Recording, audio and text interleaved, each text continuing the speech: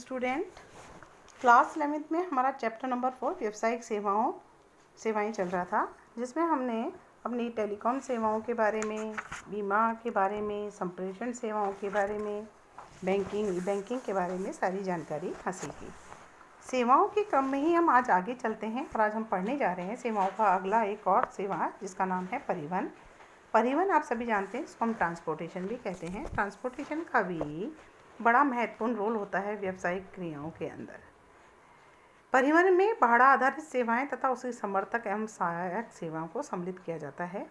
परिवहन के अंदर हम रेल, सड़क, सामुद्रिक यातायात के जो साधन होते हैं, जिनके द्वारा माल और यात्रियों को ढोने का कार्य किया जाता है, उसको सम्मिलित करते हैं।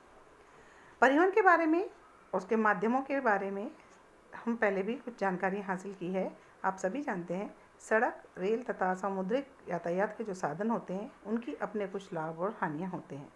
हम उनको कंपेयर करके अपने व्यवसाय का क्या स्वरूप है, क्या प्रकृति है, उसके अनुसार उनका उपयोग करते हैं।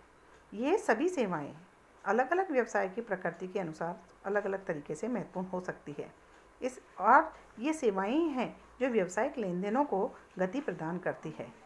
परिवहन स्थान संबंधी बाधाओं को दूर करने, अर्थात वस्तुओं को जहाँ पर उत्पादित होती है और जहाँ उपभोक्ता रहते हैं, उन दोनों के बीच की दूरी को कम करने का कार्य करता है। अर्थात वस्तुओं को जहाँ से उत्पादित होती है उस स्थान पर पहुँचाता है जहाँ पर उसकी आवश्यकता होती है।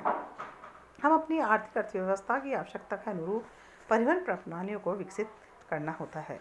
हमें अच्छी, चौड़ी, बेहतर सड़कों की आवश्यकता है। हमारे यहाँ कम बंदरगाह हैं और उन पर बहुत भीड़ है, तो सरकार उद्योगों को सक्रिय हो जाना चाहिए और समझना चाहिए कि परिवहन सेवाओं का प्रभावी संचालन व्यवसाय की लाइफलाइन यानी जीवन रेखा की तरह कार्य करता है।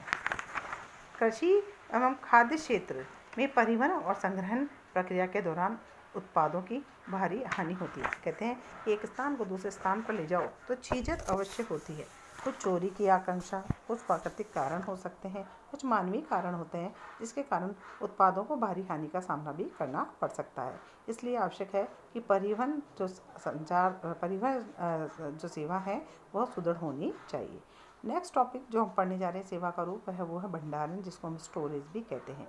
आप सभी जानते हैं कि कुछ वस्तुओं का प्रोडक्शन साल भर होता है, लेकिन कुछ वस्तुएं ऐसी होती हैं जो एक निश्चित प्राकृतिक मौसम में ही उत्पन्न की जाती है, और यही कारण है कि वर्ष भर उसकी आपूर्ति बनाए रखने के लिए उसका भंडारण करना भी ज़रूरी होता है। जैसे कि आप सभी जानते हैं, एक बहुत ही साधारण सी चीज़ का उदाहरण मैं आपको देती हूँ कि गेहूँ हम साल भर 12 महीने रोटी के रूप में, अनाज के रूप में खाते हैं, लेकिन उसके उगने का अपना एक समय होता है, उसकी एक ऋतु होती है जब अनाज की फसल उगाई जाती है, जिसका उपभोग हम पूरे वर्ष भर करते हैं। लेकिन ये तब संभव है जब हम उसे ठीक प्रकार से संग्रहण करें, उसको मौलिक गुणवत्ता बनाए रखें, उसको इस तरह से सुरक्षित रखें कि वह खराब नहीं हो, उसको किसी प्रकार की हानि नहीं हो, तभी हम उसका वर्ष भर उपयोग कर सकते हैं। तो भंडारण सदा से ही आर्थिक विकास का एक महत्वपूर्ण पहलू रहा है। प्रारंभ में भंडार गृह को प्रारंभ से ही वस्तुओं की वैज्ञानिक ढंग से, रीति से सुरक्षित रखने और संग्रहण की एक इकाई के रूप में माना जाता है।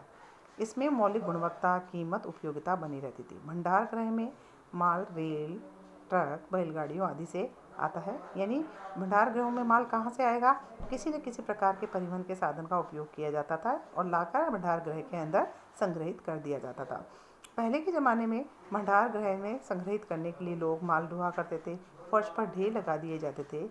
भारत में भंडार गृह का उपयोग कर जो है वह कई लोग कई प्रकार से करते हैं, जैसे विनिर्माता भी, आयातक भी, निर्यातक भी, थोक विक्रेता भी, ट्रांसपोर्टर भी, कस्टमर भी करते हैं। आज भंडार गृह की भूमिका मात्र संग्रहण सेवा प्रदान करने की नहीं, बल्कि कम कीमत पर भंडार करके वहाँ से आवश्यकता अनुसार उसका वितरण करने की सेवाएं उपलब्ध कराने, सही समय पर, सही मात्रा पर, सही स्थान पर, सही स्थिति पर, सही लागतों पर माल को वर्ष पर्यंत उपलब्ध कराने में भी ये सहायता करते हैं। आधुनिक भंडार गृह आज के युग की मांग है, जिसके अंदर माल को एक स्थान से दूसरे स्थान पर स्थानांतरित करने के लिए आज कई स्वचालित पट्टियाँ, कंप्यूटर द्वारा संचालित क्रेन, फोर्कलिफ्ट आदि का प्रयोग किया जाता है तथा भंडार प्रबंधन के लिए कंप्यूटर प्रणाली का प्रयोग किया जाता है, जिससे वह स्वचालित क्रिया भी बन जाती है। अनेक प्रकार के भंडार गृह होते हैं जिसमें हम पढ़ने जा रहे हैं। सबसे पहले निजी भंडार गृह। निजी भंडार गृह ऐसे भंडार गृह होते हैं जिसका परिचालन कोई व्यवसायी अपने माल के भंडारण के लिए करता है, यानी अपने पर्सनल यूज़ के लिए व्यापारी जिस भंडार गृह का निर्माण करते हैं और उसमें माल इकट्ठा करते हैं ताकि ग्राहक की मांग पर उसको वो उपलब्ध करा सकें, इसको बोलते हैं हम निजी भंडार गृह। यह उसके अपने भी हो सकते हैं या वह किराए पे या पट्टे पे भी ले सकता है। इनमें से प्रमुख है श्रृंखलाबद्ध दुकानें, बहु ब्रांड बहु उत्पाद कंपनियां। सामान्यतः जैसे कि आप रिलायंस फ्रेश, अमेजन, इनके बारे में सुनते होंगे। ये जो होती हैं ये अपने बड़े बड़े स्टोरेज जो है भंडार गृह बनाती हैं और बहुत आयत में माल को वहाँ पर क्या करती है, इकट्ठा करके रखती है और आवश्यकता के अनुसार वहाँ से सप्लाई ये देती रहती है। सामान्यतः एक सक्षम भंडार गृह होता है जिसमें माल की व्यवस्था की ऐसी प्रणाली होती है जिसमें उत्पादक की आवाजाही एक से अधिक सुचारू रूप से हो सके। निजी भंडार गृह का लाभ है प्रभावी नियंत्रण, लचीलापन और ग्राहकों से बेहतर संबंध। दूसरे होते हैं सार्वजनिक भंडार गृह। सार्वजनिक भंडार गृहों को कोई भी विनिर्माता, व्यापारी व अन्य कोई व्यक्ति संग्रहण की आवश्यकता की फीस देकर अपने माल के संग्रहण के लिए उपयोग में ले सकता है। ऐसे भंडार गृह का प्रचालन के लिए सरकार और निजी व्यवसायियों को लाइसेंस दिए जाते हैं। एक भंडार गृह का स्वामी इसमें संग्रहित माल का स्वामी का एजेंट होता है तथा उससे अपेक्षा की जाती है कि वह माल को ठीक ढंग से देखभाल करें।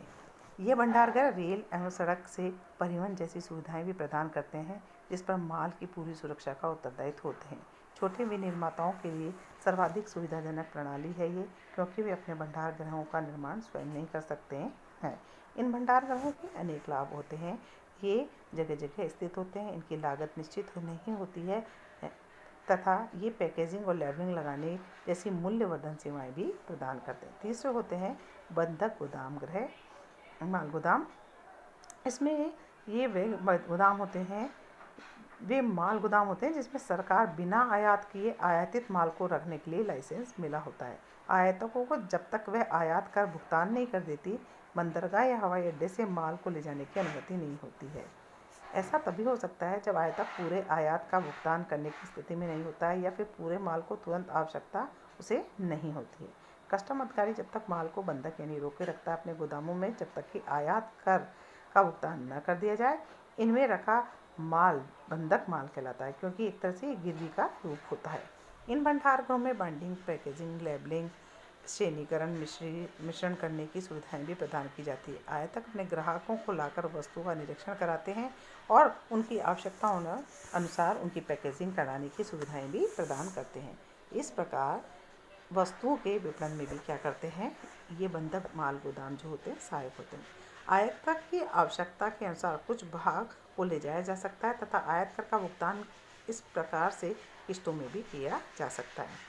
इस प्रकार आयातकों को वस्तुओं की बिक्री और उसके उपयोग करने से पूर्व आयात कर चुका पूंजी को निष्क्रिय करने की आवश्यकता नहीं पड़ती। यदि आयातक आयातित माल को पुनः निर्यात करना चाहता है तो वह आयात कर चुकाने की उसे आवश्यकता नहीं थी। इस प्रकार से बंधक माल गोदाम पुनः निर्यात व्यापार को भी सुविधाजनक बनाने में हमारी सहायता करते हैं। अगला आता है सरकारी भंडार गृह। ये माल गोदाम पूरी तरह सरकार के स्वामित्व और नियंत्रण में होते हैं। इसका सारा कार्य सरकार के द्वारा किया जाता है। सरकार इनका प्रबंधन सार्वजनिक उपक्रमों के माध्यम से कराती है। जैसे हमारे यहाँ है भारत के अंदर भारतीय खाद्य निगम, राज्य व्यापार निगम तथा केंद्रीय भंडारण। फिर आता है अगला सहकारी भंडार गृह।